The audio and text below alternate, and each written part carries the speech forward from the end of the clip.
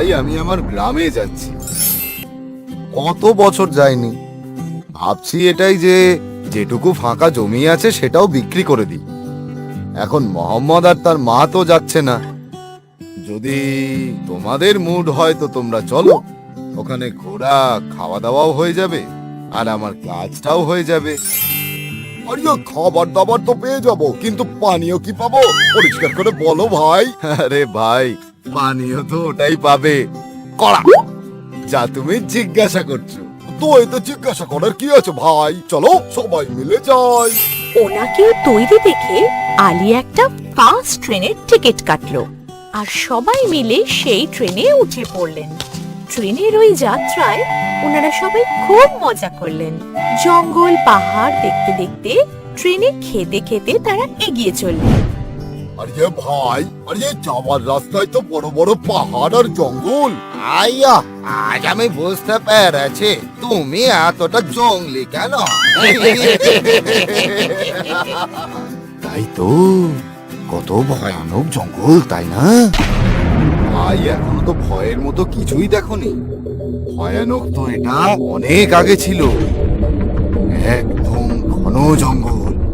যাওয়া আসা যারা করতো তাদের লুটপাট হতো। তারপর আস্তে আস্তে সবাই বাস করতে শুরু করলো, জঙ্গল কাটা শুরু হলো আর ট্রেনও চালু হয়ে গেল। ওরে বাবা, এটা কত ফাস্ট ট্রেন তাই না? আমার তো খুব মজা হচ্ছে, খুব ভালো।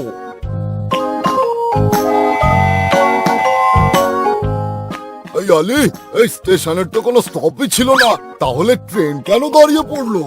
ইয়ে বাবা, এই তুমি ঠিকই বলেছ, এই পুরো প্ল্যাটফর্মে কাউকে তো দেখতেই পাচ্ছি না। ওয়ে, এতক্ষণ তো কেউ ছিল না, এরা কোত্থেকে চলে এলো? হ্যাঁ ঠিকই বলেছো, এতক্ষণ তো ছিল না। আমরা কি সবাই একই পরিবারে? ভাইজান আমরা সবাই একই পরিবারের মতো, কিন্তু এক পরিবারের নয়।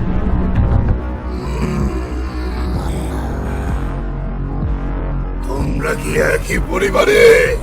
আরে হ্যাঁ হ্যাঁ, তোমার কি তাতে?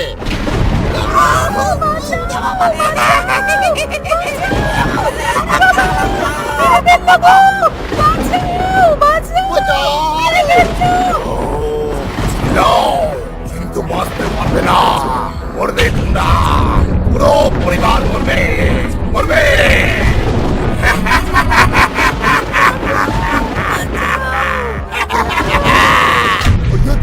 কি করছো? আরে রে রে রে, অশোক দা, অশোক ভাইজান, বাবা, আরে ও খান্না দাদা, তোমরা সবাই বেঁচে গেলে। তোমরা যদি সবাই একই পরিবারের হতে তাহলে তোমাদের সবাইকে এতক্ষণে মেরে ফেলতাম আমি। যে কেউ এই ট্রেনে পরিবারকে নিয়ে যাত্রা করবে সেই যাত্রাই তার শেষ যাত্রা হবে। এই ট্রেন থেকে সে বেঁচে ফিরতে পারবে না।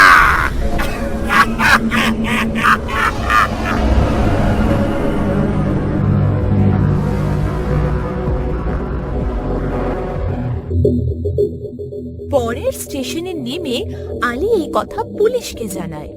পুলিশও এই কথা শুনে অবাক হয়ে যান। মিস্টার আলী, আজ পর্যন্ত এই ট্রেনে কত পরিবারের লাশ পাওয়া গেছে, কিন্তু সেই হত্যাকারীকে কেউ দেখতে পারেনি।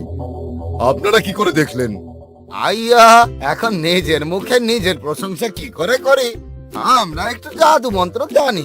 যদি তাই হয়ে থাকে আলী সাহেব, তাহলে এটার সমাধানও নিশ্চয়ই আপনি জানেন।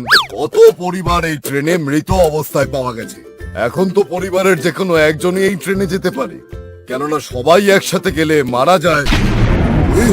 আমি তো কিছু বুঝতেই পারছি না, এটা কি অদ্ভুত ভূত যেটা শুধু পরিবারকেই মারে। প্লিজ একটা রিকোয়েস্ট, এটা তো সবাই জানে যে আইন মানুষকে সাহায্য করে, কিন্তু কখনো মানুষেরও তো আইনকে সাহায্য করা উচিত, তাই না? আমরা এটার সমাধান করতে পারি, কিন্তু আমাদের একজন মহিলা চাই যে আমাদের সঙ্গে ট্রেনে যাওয়ার রিস্ক নেবে। আমাদের লেডি কনস্টেবল সাকিনা আপনাদের সঙ্গে যেতে পারে। পরের দিন সেম ট্রেনে আলী, লেডি পুলিশের হাজবেন্ড আর বাকি সবাই ওনার আত্মীয় হওয়ার অভিনয় করে যাত্রা শুরু করলেন। আলী ভাই, এটা আমাদের জীবনের শেষ যাত্রা হবে না তো? আমি আমার বউয়ের একমাত্র স্বামী। আমিও আমার বউয়ের একমাত্র স্বামী।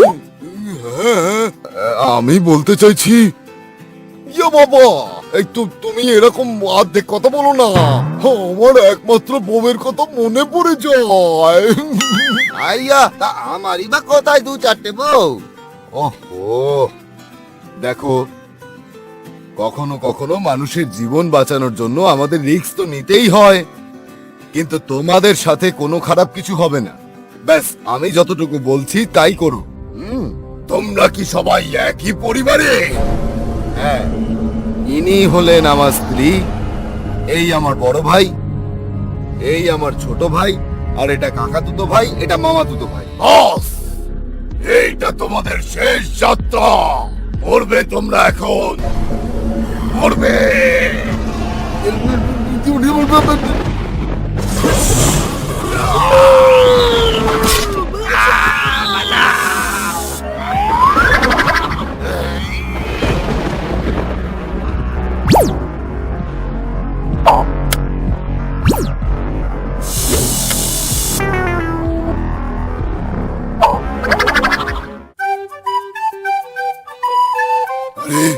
তোমরা আমাকে বাঁচিয়ে নিলে, তোমরা আমাদের বাঁচিয়ে নিলে তোমরা আমাদের। আমরা সবাই একটা পরিবার, পরিবারকে হারানোর যন্ত্রণা আমরা ভালো করেই জানি। সেই জন্যই আমরা তোমাদের পরিবারকে বাঁচিয়েছি। একটা পরিবার থাকতে আর একটা পরিবারের কষ্ট হবে, সেটা কি করে হতে পারে? পরিবার কি এতটাই ভালো হয় নাকি? আমি তো জানতামই না। আমি তো আজ পর্যন্ত সেরকমই পরিবার দেখেছিলাম, যে পরিবার বড় হওয়ার জন্য ট্রেনে যাত্রা করার সময় সিট নিয়ে মারামারি করে আর সামনে থাকা ছোট পরিবারকে মেরে দিত। যেমন আমাদের পরিবারকে একটা বড় পরিবার মেরে দিয়েছে। তখনই আমরা ভেবে নিয়েছিলাম, এই ট্রেনে আজকের পর থেকে আর কোনো পরিবারকে যাত্রা করতে দেব না। আর যারা যাত্রা করবে তাদের সেটা শেষ যাত্রা হবে। কিন্তু আমরা ভুলছিলাম, সব ফ্যামিলি একরকম হয় না। ওই ফ্যামিলিকে তো আমরা মেরে দিয়েছিলাম, কিন্তু আজকের পরে এত ভদ্র ফ্যামিলিকে আমরা আর কখনো মারবো না।